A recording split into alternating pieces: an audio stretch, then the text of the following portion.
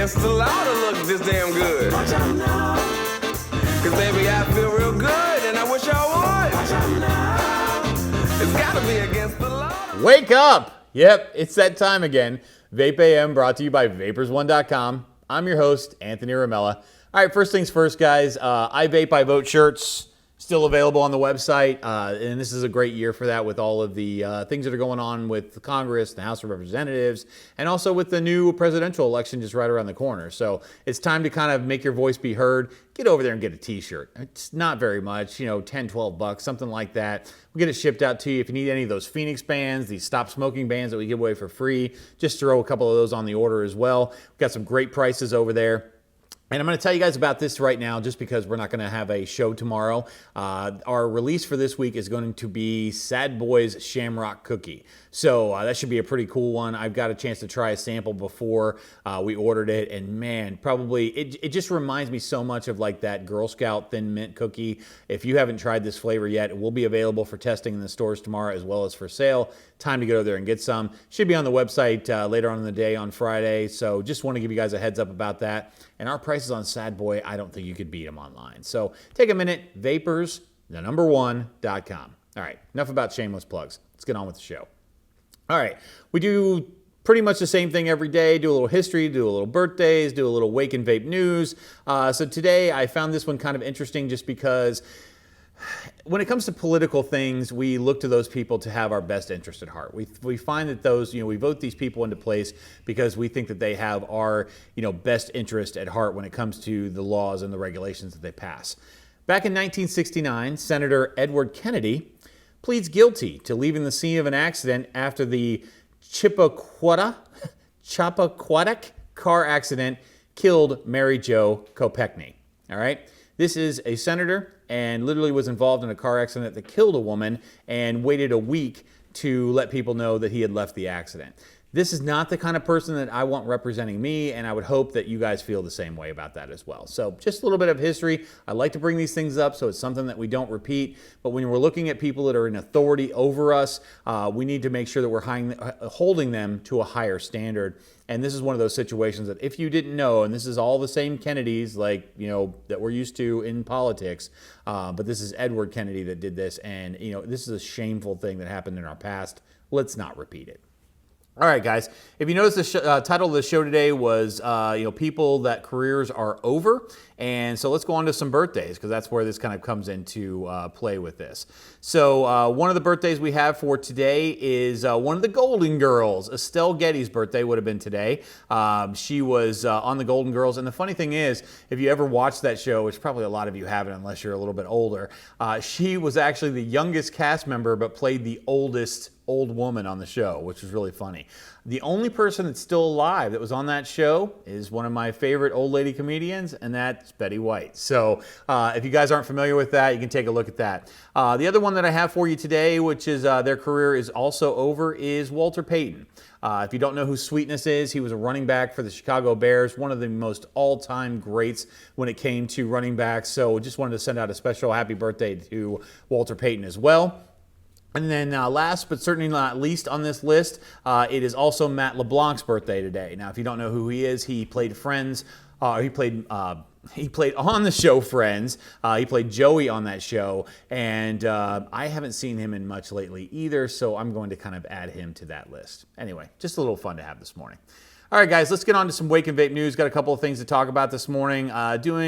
Today I felt like, okay, it's kind of the end of the week. I've let some time slide on this, and I wanted to talk a little bit about this PMTA 10-month guideline, deal that's going to shut down a lot of our mom and pop type operations when it comes to juice manufacturers or liquid manufacturers. So I actually pulled the article off of Vaping 360, and I'll have Drew throw the link down there in the bottom. Because this had some different kind of viewpoint on this process. Now, most of you probably already know what's going on with this. If you don't, there's a lot of great shows out there. Jay Hayes, Matt from Suck My Mod, they've all done episodes about this. I think even Grim talked about it in his last vlog. So these are things that you probably already know about. There are a few little details that I wanted to go over today that maybe aren't as relevant, aren't out there as much. So you may not have any of these issues or this information. Man, I'm having a hard time talking this morning. All right, so let's get into this. So basically, Judge Grimm has decided that he's going to take the FDA up on their offer and put a 10-month deadline on this. So basically, what the deal is, if you need to submit your PMTA, which is the pre-market tobacco application, for those of you that don't know, on any product that wasn't on the market before the deeming rule. Now, there's a couple of sticking points with this. Number one, this whole bottling situation that came up here recently in the last year basically was still in effect at that time, and I don't know any companies that had the flow restricted bottles at that time. And according to what I've read, it says that if you change anything other than the label on the product, that it has to go through this process. So I really think like pretty much everything is going to have to go through the PMTA process. Those of you out there with law degrees that can read through that, maybe you have a difference of opinion, but unfortunately I don't. So I'm just taking what I'm actually finding, and that looks like that's what's going to be the case.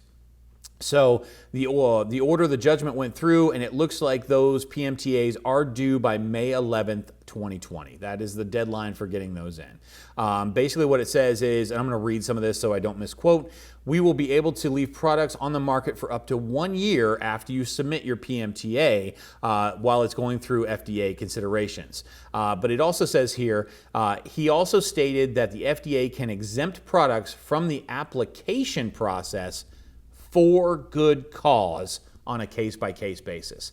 What the hell does that mean, for good cause? And who gets to decide what's good or what's bad? All right, those kind of things concern me, because you can spend all the money, do all the research, have all of your documentation together, you bring your PMTA up to the FDA, and they can go, no, we're going to reject that for good cause. How do you fight that? How do you even... What's good cause, and will there even be time to fight it? That's really the concern, because I think a lot of these companies are going to wait till pretty close to the deadline so they can put their application in and then have another year to sell the products in stores and online and things like that. So this is one of those areas where it just kind of concerns me that they put that stipulation in there also. And I'm not done with this, so we're going to keep going with this. One of the other things that I wanted to talk about with this is it looks like the FDA is not going to appeal this decision. As far as what I've seen from Ned Sharpless, which is the acting commissioner on this, is that he has basically stated that the FDA is not going to appeal this. So if someone else out there that is actually able to appeal this does, it may back this thing up, but they only have 30 days from the decision, so which means they don't have much time left at all. One of the things I wanted to bring up on this is Scott Gottlieb, the old FDA chief, kind of chimed in on this, and I'm going to read this tweet because I don't want you to think that I've made any of this up.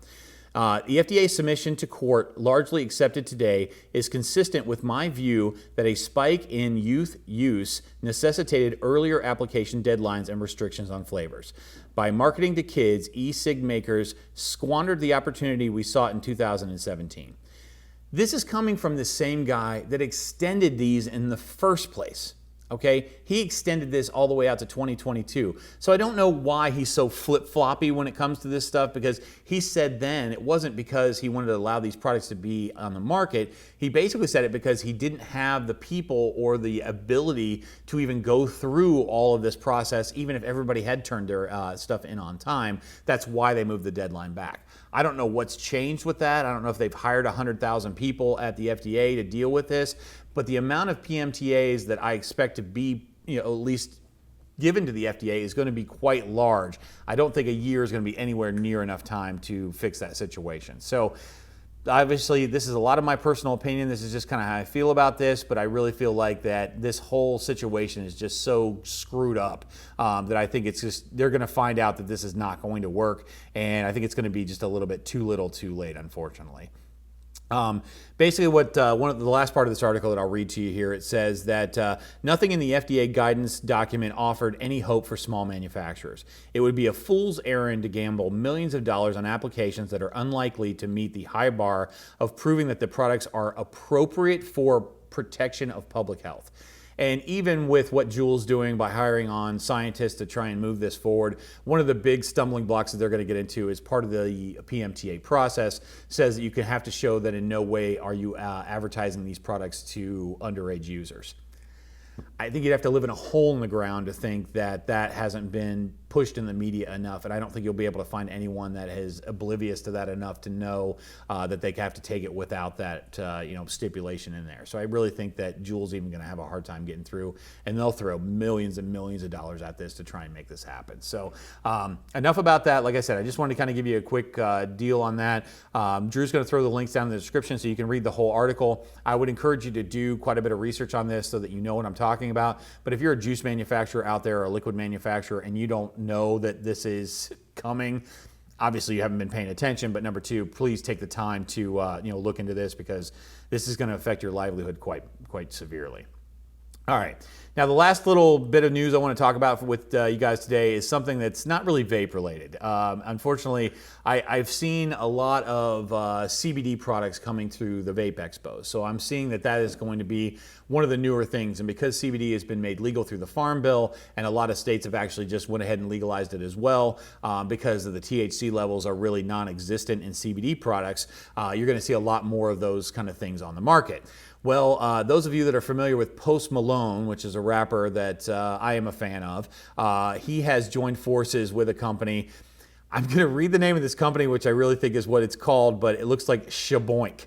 Chappaquiddick Company is actually coming out with a pack of pre-rolled hemp cigarettes. Now, these have 0.03% THC, so really nothing to concern about. Wouldn't even show up on really any of the tests because it's just such a low amount. But basically, this just looks like, and it's actually a 20 count, so it looks like just a regular pack of cigarettes. In the article, they talked about how they basically converted over a tobacco manufacturing facility to make these, so it just basically looked like the same thing, but they thought it was a big day for them. I don't want to say to me this was funny, but the two flavors they're going to offer with this are called Posty OG, I wonder where they got that name from, and then Gelato, which I don't expect hemp cigarettes to taste like anything but just really, really bad, like lawn clippings. If I'm going to get my CBD, I'm probably going to get it from some type of a distillate or isolate that has maybe a little touch of flavoring in it, so that it's not so, bitter. That's one of the biggest issues that we find with the CBD stuff, is it works fantastic. And those of you that are not familiar with CBD, I'm not going to jump into that today. I've done a couple of shows about this before. WebMD now recommends CBD, as well as many other online, doctor or medical kind of things, because it helps with so many things: sleep, aches and pains, even helps with a lot of harder diseases like fibromyalgia, and I mean the list just goes on and on. Seizures, I mean there's just all kinds of things with this. I've seen a lot of people that have been taking many medications start taking CBD and get rid of those medications because they don't need them anymore. And this is a natural thing that comes from the earth, and there's no high or anything associated with this. It's just basically relief and relaxant so that your body can actually work like it's supposed to. I mean, you have a basically an endocannabinoid system that's pretty much hardwired to accept this, and all it is doing is taking a healthy product and putting it in your body to increase that level of cannabinoids in your system to let you live your life and be able to get rid of some of this pain and stuff. I actually use CBD on an everyday basis because I have extreme arthritis in my ankle, and without it I couldn't walk, and I just refuse to get hooked on painkillers because we've seen what that's done with all the heroin epidemic that's happening across the United States. So these are not available yet. So if you're interested in this, the site that I'm looking on is called High Snobberity. I'm probably not saying that correctly, but I'll make sure that Drew puts a link down in the bottom. And it says the Chappaquiddick pre-rolls are being debuted this week at the Champs trade show in Las Vegas, and you will soon be able to purchase them through a place called Green Lane. So if you are interested in getting a pack of these, if vaping all goes away and you want to go back to smoking, I would say this is probably a healthier alternative to that, because you're not getting all the toxins and poisons and things like that you're getting from the tobacco products like that. Guys, we're not going to be, like I said, we're not going to be with you tomorrow. I'm taking Friday off. I'm planning on going to the Vape Carnival down in North Carolina. So I want to have a couple of days to be able to travel down there and do that. That should be an interesting show. If any of you guys are down there, I hope to see you down there as well. And from all of us here at Vape AM and Vapers and Vape Report and all that, our biggest goal here is to get you to stop smoking or you're going to die, all right? So have a great weekend, and I will see you next time. Smoking is whack, any kind of fool can see. So come to Vapors 'cause we can't live without you. Come to Vapers, 'cause we can't live without you.